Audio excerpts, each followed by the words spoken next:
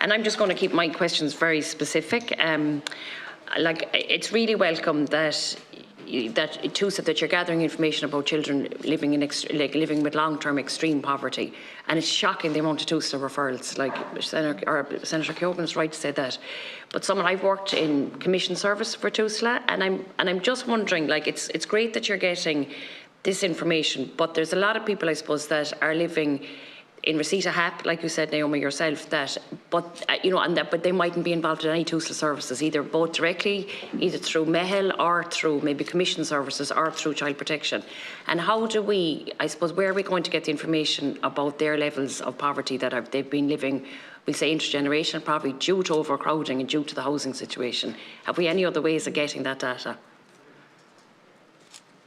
Yeah, I suppose, while they may not be engaging with services through TUSA, they will be engaging with services who are members of the Children's Rights Alliance. For example, they may be getting access to family support services through large providers such as Bernardo's, Daughters of Charity, etc.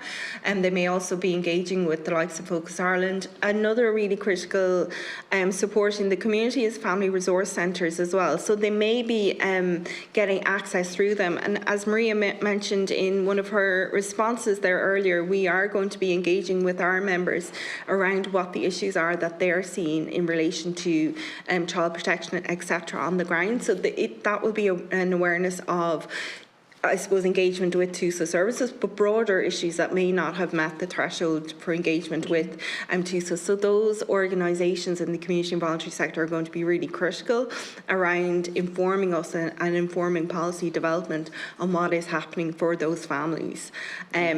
Also, another one of our members is the Society of St Vincent de Paul, who I'm sure all of you are familiar with in your constituencies, and they do really critical work in responding to families who may not need specific intensive supports, but are supporting them, and they also bring a wealth of knowledge and insight on this issue. And that's where, so that data has been collected alongside some of the TUSLA kind of information that's there about people living in. Yeah, I suppose there's a lot of children there that they probably are involved in family support services, or particularly if there's services in their own community like Springboard projects, FRCs, any of that, those kind of.